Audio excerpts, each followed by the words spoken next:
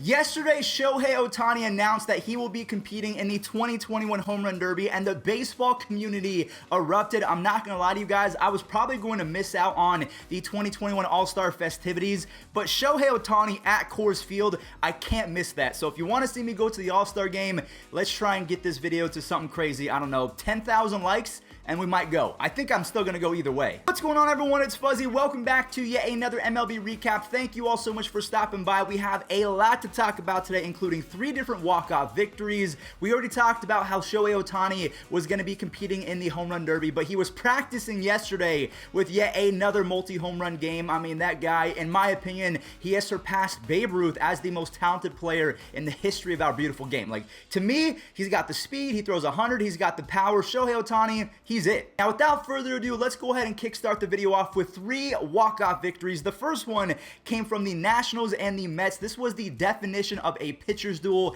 You have Joey Lucchesi going almost 6 innings of scoreless baseball, and Eric Fedde one-ups that by going 7 innings, only allows 2 hits, does not allow a single earned run. And Juan Soto, this is why I love watching Juan Soto. Not only is he a generational hitter, he bat flips on a walk, and he almost scores on a hit and run, and that sets up the table for Yan Gomes to come in clutch yet again as he walks it off. The Nationals, they win 1-0. That's a big time win because both the Nationals and the Mets are in the same division. Moving on over to the Rockies versus the Brewers. Trevor Story robs Christian Yelich. A lot of people have been saying that Trevor Story has now one-upped Christian Yelich as the better player, so let me know what you think of that in the comment section down below. Colton Wong, he shows off the Gold Glove defense over there at second base. The Brewers, they score a few more, and Corbin Burns was roughed up yet again. He allows 8 hits, 2 walks, 4 earned runs, and for the second or third consecutive start, his RPM was down, and as you guys can see in the bottom right of this picture, it was down by almost 250 RPM on some pitches, so a lot of people are saying he's not the same guy along with Brandon Woodruff without the sticky stuff. We have Brendan Rodgers driving in an RBI. Daniel Bard comes in to blow it, unfortunately, but I guess that just means that CJ Cron was able to be the hero.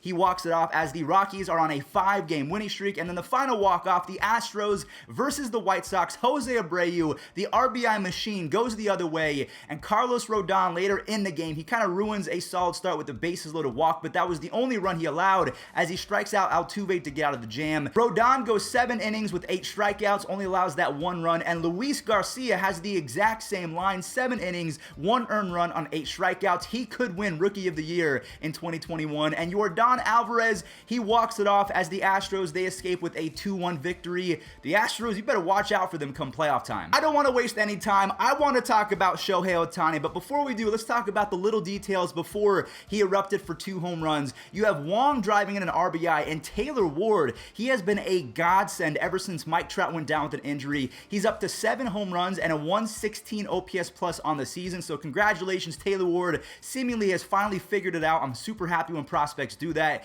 3 home runs later, the Angels are winning by a lot, and Alex Cobb, he Ks up 8 different hitters in just under 6 innings. Taylor Ward and Justin Upton, they drive in 3 in the 6th, and Shohei Ohtani with his 2nd home run of the game. I believe that was home run number 21, maybe 22. I'll go ahead and throw it up on the screen right now. He's on pace for a 10-WAR season. I mean, honestly, I mean, all due respect to Babe Ruth, one of the legends, the legend, the face of baseball for the longest time. I have to say Ohtani is better. And if you don't agree with me, I completely respect that. I'm not going to hate you for it, but again, Shohei throws 100 to 101. He has elite sprint speed. He has elite power. He has a sub-3 ERA with, I mean, I don't have to convince you. Shohei is that guy. Now, we talked about how he was going to be in the Home Run Derby. Well, one player I want to talk about that should be at the All-Star Weekend is Cedrick Mullins. So make sure you guys vote for Cedrick Mullins. And if you don't believe me, let me explain why. So Mullins, on the same night that the Orioles are hosting Cedrick Mullins T-shirt night, hits 2 home runs. We'll talk about the second one in a second because he hits this blast. And then Austin Hayes on this bloop RBI single puts the Orioles up by a little bit. Then you have Freddie Galvis with an RBI double. Maikel Franco having a very weird season because he's been productive, but his 73 OPS plus is not good whatsoever. And then Cedrick Mullins with a 3-run bomb. He now has 84 base hits, which is #1 in all of baseball, to go along with 11 home runs, 12 stolen bases, and almost 160 OPS plus. This man needs to be an all-star. So if you have an extra vote, please, for the love of baby Jesus, vote Cedrick Mullins. So, the Diamondbacks set an MLB record by losing 24 consecutive games on the road, and they're, in general, on a 15-game losing streak as they lose to the Dodgers 3-0. They get shut out by Trevor Bauer, who was dominant, 7 innings of scoreless baseball, has 8 strikeouts, so a lot of people have been saying that his RPM was down. Caleb Smith, he matched him for 6 innings, but then Steven Souza, he makes a great catch over in right field, and then he contributes with the bat on a home run. Mookie Betts, this sacrifice fly, and then a balk. This drives in the 3rd and final run for the Dodgers. Trevor Bauer, over his last 170 innings, has a combined 2.13 ERA and a mid-3 FIP. I don't know, what do you guys think? Has Trevor Bauer lived up to that contract so far? He's been good for the Dodgers. Alright, so because we talked about the Dodgers, let's talk about the Giants and the Padres. The Giants, they now have the best record in baseball after beating the Phillies yesterday. Odubel Herrera, he is continuing his comeback season with an almost 2-WAR season to begin the year, and we're not even at the All-Star break, so he's on pace for 5.5 to 6 WAR, which is really good. Vossler and Lamonte Wade Jr., they drive in 3 runs, and Andrew McCutchen has been on fire as of late. He ties up the ball game, but then Lamonte Wade Jr., this RBI triple, as well as a Brandon Belt home run, this kind of breaks the game open and seals it for the Giants. And then Wade Jr. throws a seed to nab Bryce Harper, and the Giants, they come away with a 5-3 victory. And the Padres, they won pretty easily yesterday. They beat the Cincinnati Reds 8-2. Tommy Pham and Will Myers, they both go yard. Will Myers wants another one later on in the game, and then Tatis drives in an RBI with the bases loaded. He only gets the 1 RBI because it was kind of a hard line drive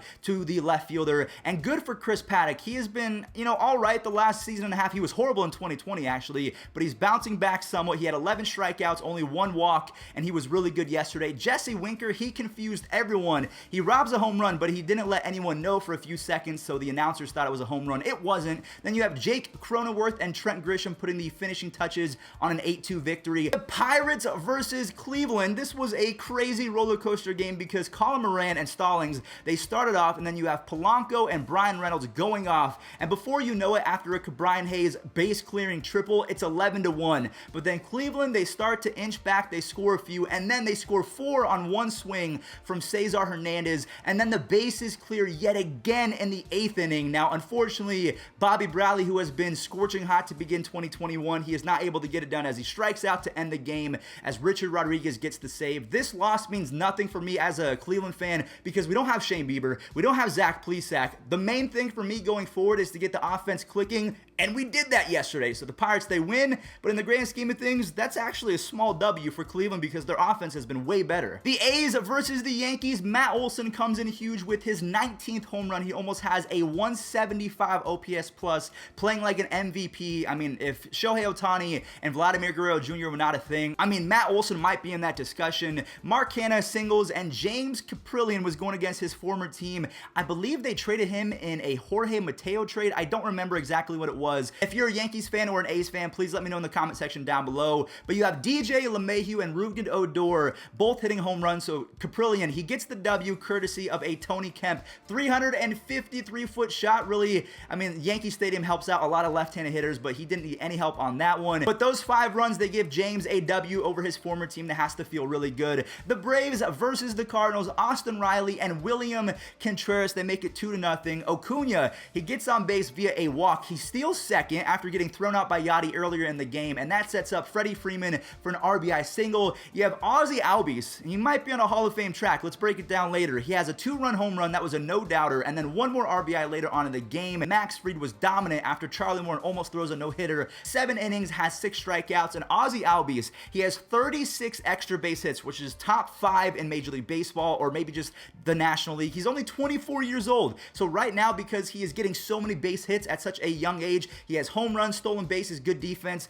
Don't count him out. Ozzie Albies, he's on the track. The Marlins destroyed the Cubs yesterday, even though Jock Peterson hit a rocket home run. Starling Marte, he ties it up, and Adam Duvall, he clears him on this grand slam. John Birdie, he's not known for having much power, but he shows some pop yesterday as he runs into a 3-run home run, and then Adam Duvall hits yet another home run. So over his last 117 games, he has 30 home runs and a 103 OPS plus, so he's got to get on base a little bit more, and his OPS is only going to go up from there. The Twins versus the Rangers. Nelson Cruz, he drives an RBI on a broken Corbin bat single. That shows just how strong he is. And speaking of strong, Trevor Larnach hits a big boy home run that was matched by Adolis Garcia later on in the game. He now has 17 home runs. He was super hot, but he has been kind of cold as of late. Luis Ariz has an RBI triple and then back-to-back walks with the bases loaded. That puts the Twins up by a few runs, and then Duffy comes in to save it, and the Twins win 7-5. The Royals, oh my God, they have a glitch for a shortstop. Adalberto Mondesi, he already has 2 home runs of 460 plus feet. His tools are insane because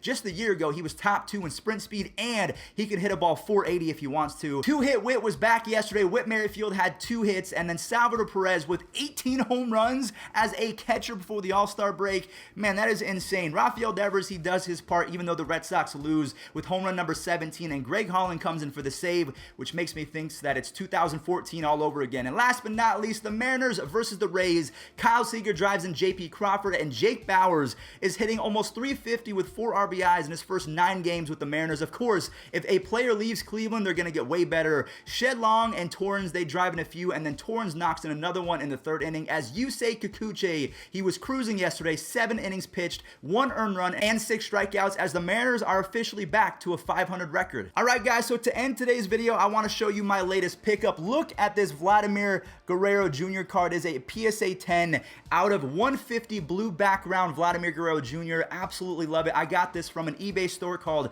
All Collectors Sports Cards. I'll go ahead and put that in the description down below. If you guys want to pick up any crazy cards at a pretty good deal, they're your guys. But again, that does it. Thank you all so much for watching. If you learned something, leave a like, and also don't forget to subscribe and use code Fuzzy on SeatGeek to save yourself 20 bucks off your entire order. And with that being said, enjoy this day in MLB history. 1-1. Shohei drives one out toward left center field. Kiermaier going back and at the wall. This weekend, Shohei lines one out to left field. Breaking ball, he hooked this one into the right field corner. Shohei, a little flare out to right center field. There's a base hit. And Shohei Ohtani has just hit for the cycle.